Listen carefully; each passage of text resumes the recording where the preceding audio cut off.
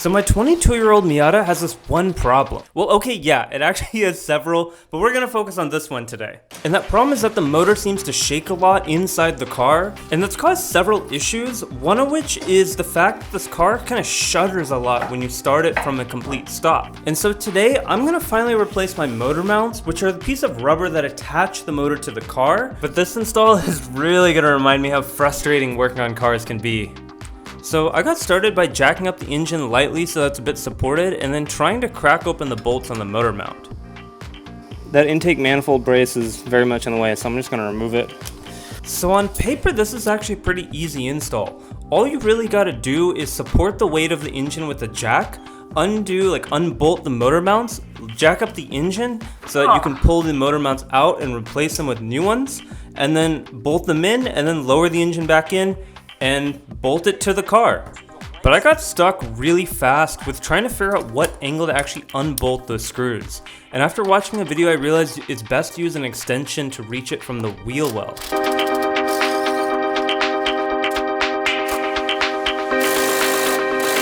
Alright, got that bottom bolt out, the bottom nuts out.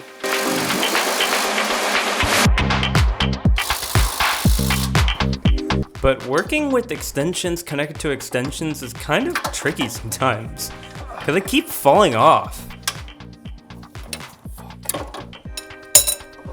So it took quite a bit of finagling for each bolt to finally break them loose, but I slowly started making some progress.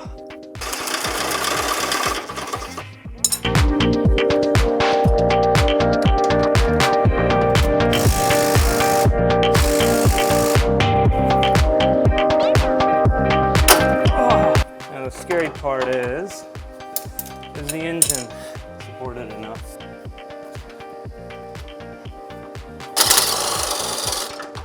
All right, got 3 out. And with 3 of the 4 bolts connecting the motor mount to the engine removed, I was starting to see some play. So I jacked up the engine to see what was left to do. Initially, there was some resistance while jacking up the engine, and that's when I realized the motor mount was still connected to the subframe on the driver's side of the car. So once I undid that, the engine was able to move much better. But it kind of made these scary creaking sounds.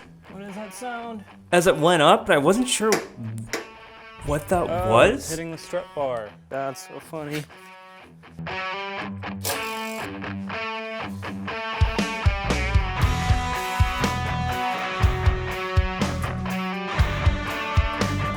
Yo, there we go.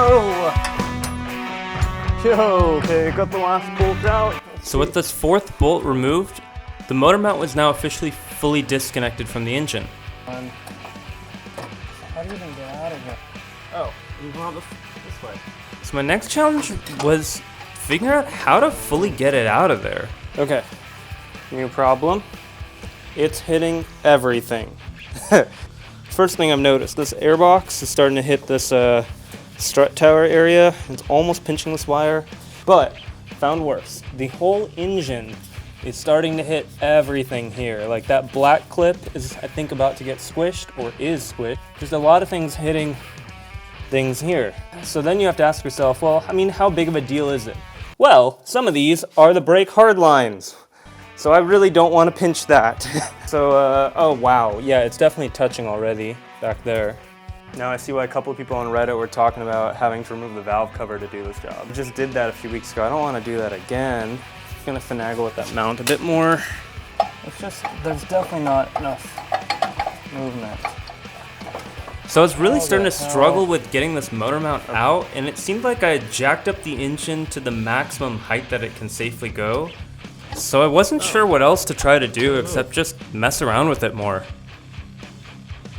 Yo! Oh my god! No way!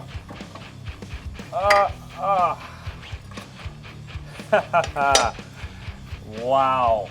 That sucked. Okay, so someone tell me, maybe there's a difference between the NB1 and the NB2 engine mount, but the deal is that every video I've seen about the NA and NB has only got these 3. But my car has this, and this, when you try and pull this whole thing out, this keeps grabbing almost underneath the engine. So it's so hard to pull all of that out. I can't even imagine how bad the driver's side is gonna be. I wasn't getting anxious, but I was starting to have a feeling that this wouldn't even come out today. This feels pretty good. There we go.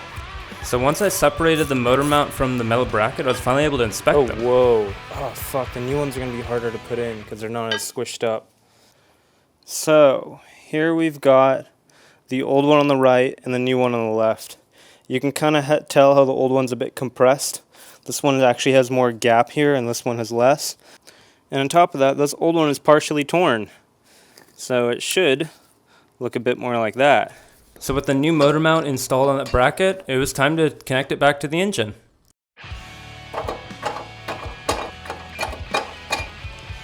But there just wasn't enough clearance to get it to fully go in. Oh, it's moving!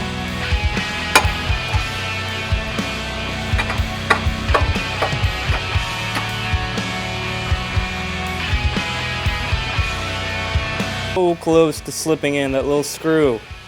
But it's just, there's not really enough room, and I can't jack the engine any higher because it's pretty much hitting everything here now. So I'm really just trying to like squish it through. When punching and hammering that motor mount into place didn't work, I tried to get pretty creative and use a hand wrench to kind of push it into where it's supposed to go, but I was not really having much luck. Oh, was that it? Until I tried to lift the engine just a bit more.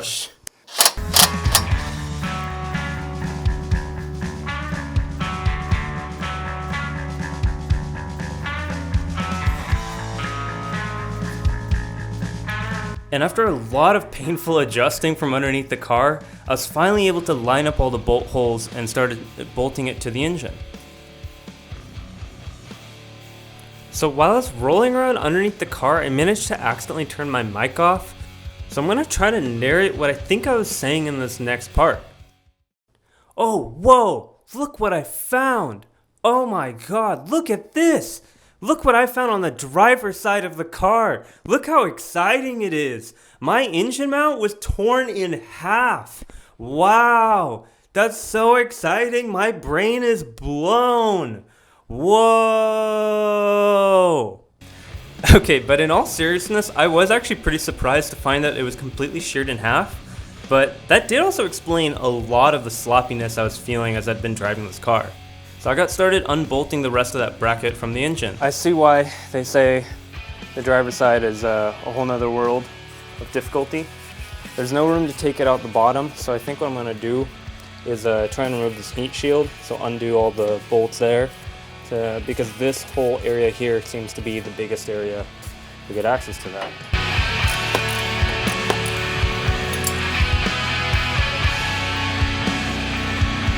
Okay, so I'm going to mess around with it some more, but I might have to pull the airbox out to make it work.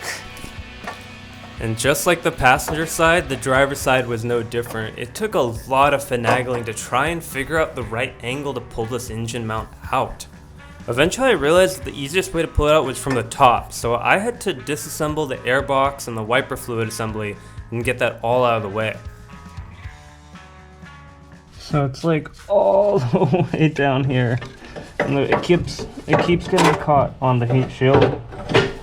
So I got started unbolting that heat shield to get it out of the way, but I really wasn't sure if that was the right way to go. So many bolts, I don't even know if I'm going down the right path. I eventually decided to put that on hold and just try and brute force that out of there first.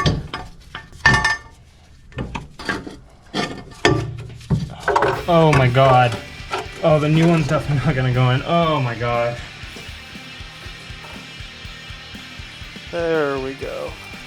On the left here we have the driver's side one that I just pulled out, and on the right is the new one that's gonna replace it. Mounted. Let's see if I can drop it in. Probably gonna make a big difference. It doesn't fit.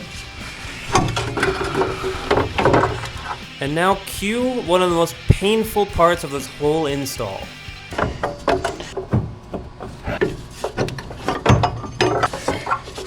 Okay.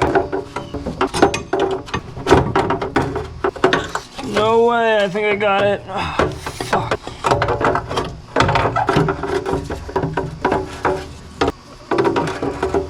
Does this heat shield really have to come out? Yo, kind of. My main camera battery died. My GoPro battery died. So now we're just down to my phone. No way. Oh my god, it's kind of fitting. Yo! Oh my god, it actually went! There it is. Now I just gotta kind of get it lined up. So after all that pain, the motor mount was finally in the position. So now I just need to bolt it in.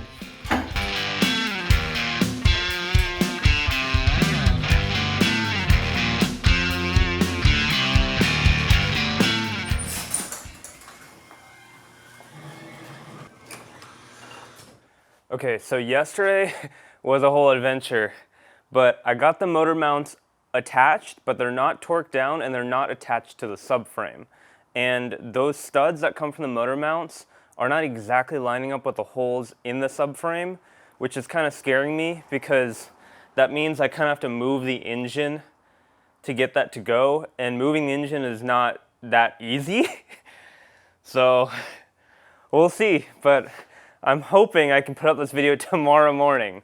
So I kind of only have a few hours to try and get this all sorted and this car back on the road. This is where we left off yesterday. So I got started attaching every single extension I own and torquing down all of those bolts holding the motor mount to the engine. The previous day had been pretty painful, so it was exciting to feel like I was finally making some really good progress. There we go.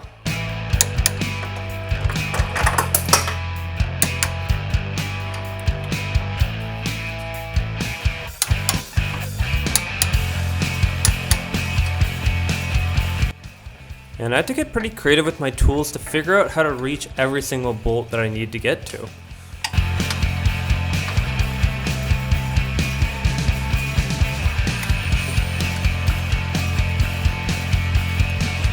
Yes, it's on.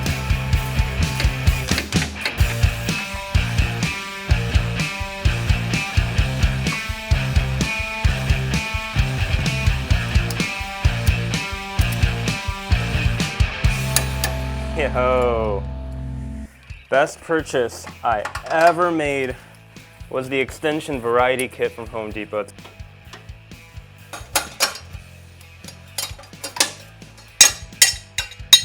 So with the motor mounts fastened to the engine, all I had left was to just drop it into the holes in the subframe and bolt it down. Move the engine this way. But that was proving to be really difficult. This is the passenger side, and you can see, not fully lined up, the stud is going a little too far forward from where it needs to be.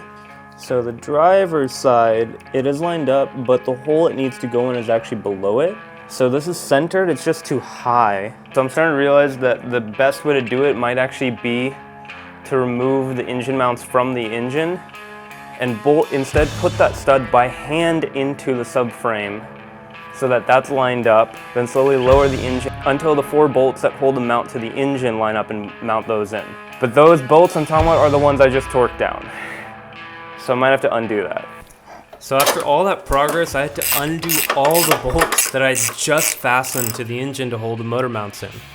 But this is just how it goes sometimes, I guess.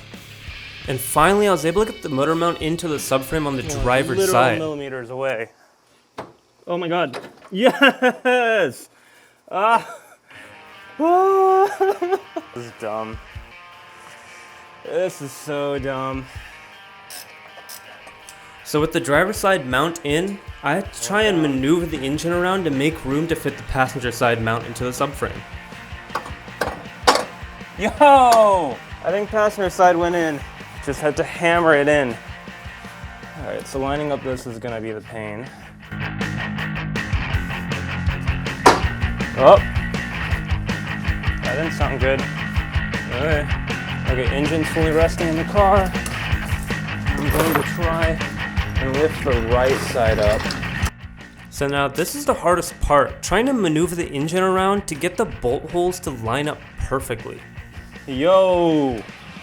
Middle bolt is in. Nope, actually, misunderstood. But that was starting to prove to be really frustrating. I mean, imagine trying to lower a heavy engine with a car jack with like a millimeter of accuracy. This is starting to get seriously annoying. There's 4 screws that kind of go around the motor mount, and you got to get them all aligned to hold, like, I don't know, the 300-pound engine. but you can't just maneuver a 300-pound engine that easily to nicely line up all the screws. So I'm going through hell trying to get the last two. But after a while I got 2 bolts in and I thought that would auto-align all the others, but they weren't. This, one of the last 2 bolts that needs to go in. You can see how that hole in the mount is just barely misaligned from the engine, and that's why it's not going in. Yet the other 2 in the metal mount went in, so I thought if 1 or 2 go in, everything else will go in without a problem, but no. But nothing seemed to be working, and I wasn't sure if maybe there was something else that was causing an issue. I think the problem is that the mount is hitting that metal line, whatever that is, and that's why it's not able to sit flush. Look at that. So I think I need to unbolt the mount a little and then kind of tuck it behind there before I really torque it down. I wasn't really sure how that was an issue, so I did some research. So in this picture, the line's bent forward even more than it is in my car. So I got pretty creative trying to pry it out to make some room. So here's a close-up shot from my GoPro to show what I was doing.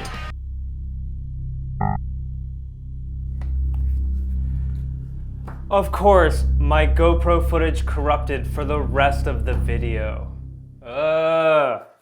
Okay, well I guess it isn't that fancy of a technique, but if this is that dipstick line, I was basically just sticking that wrench in behind and kind of pushing it forward like this, so I could fit the mount in.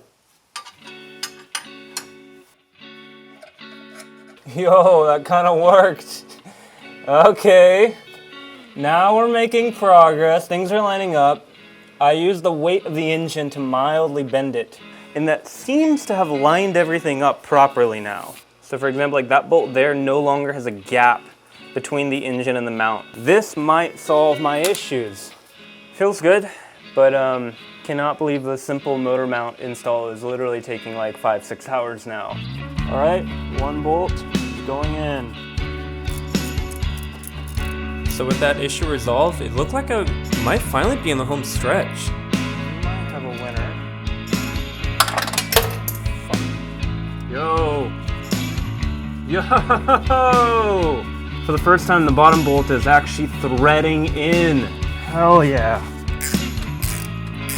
Yo! Oh my god, it went in. And so I was finally able to mount the motor mount to the engine, completing the install on the driver's side. Alright. Walk into that low bolt. Okay.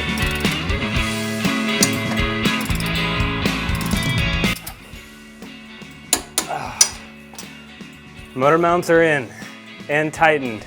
I cannot express how frustrated but overjoyed I was at the exact same time. That whole process took me like 6 hours across 2 days to complete, just to change out the 2 motor mounts. And this is supposed to be an easy job. But of course I still had 1 hiccup left. I stripped it somehow. What the hell? While reassembling that whole wiper fluid and airbox area, I managed to strip one of the bolts attaching the heat shield to the exhaust. But I was finally officially done. When I did the valve cover, I cleaned everything and now I kind of got oil hand stains all over. I think everything is in. Oh, there's the intake manifold brace. That sucks so much. It's better been worth it. So with everything reinstalled and torqued back on, all I had left to do was put the wheels on and take a test drive to see how much of an impact that actually had. Whoa. The car didn't shake as much as it usually does. So here's my first impressions. No way. Wow, that might have actually fixed a lot of my like clutch shuddering issue from, oh my gosh. Wow. Oh, this is so weird. Dang, I've really been driving it with a completely broken motor mount the whole time and I had no clue the impact it had. Wow. Okay, so starting from a stop in first gear, so much easier than before. I didn't realize how much I got used to how wobbly everything was. I kind of just like, I mean, this is really the only Miata I've ever spent time with, so I kind of just assumed it was just how the car is. But now as I'm fixing stuff up, I'm really starting to notice what was wrong the whole time. Okay, this is kind of freaky how like firm the shifter is now. Wow. I really can't believe that I've been driving this car for a year with those motor mounts in. Oh my goodness. Okay, so the biggest impact it's had is not really in the wobbling of the engine and the shifter when it starts up, but more so getting rid of that shudder from first gear, starting from a stop. Everything else is great. There's noticeable improvements with everything, but starting from a stop, I didn't realize how much shudder there was with the old motor mounts. That alone makes that whole entire effort so worth it. Okay, like going in a second, taking this turn. Oh, that's a really tall wing. Holy fuck, that's an Arc 7. Okay, here we go from the start. Oh my God. Okay, so it's not just how good it feels, but it's also the fact that shifting and using the clutch are some of my biggest like touch points with the car, the main ways I engage with the car, and those being much more stiffened up and accurate. Accurate is the word I'm looking for here, because it's not just how stiff it is, but there's less slop with the inputs I'm giving it. Like, this is crazy just putting it into third gear and revving it. Wow. This is an upgrade I should have done day one, but I didn't have the experience to do it. You definitely need a little bit of comfort and experience working in the engine bay to get this done. But if you have the experience, this is definitely a day one fix to make. But yeah, this was definitely one of the most difficult tasks I've had to do in this car, which sounds kind of crazy because we're just talking about changing out the two little motor mounts. But it was quite painful, but my previous experience is really starting to pay off. Like, coilovers take more time, are definitely more tedious, but that is dramatically easier than the effort I had to go through with this. But at the same time, I got this done faster. Thank you so much for sticking around and being part of this journey. I still have a lot more to do, but subscribe if you haven't, and I'll see you in the next one.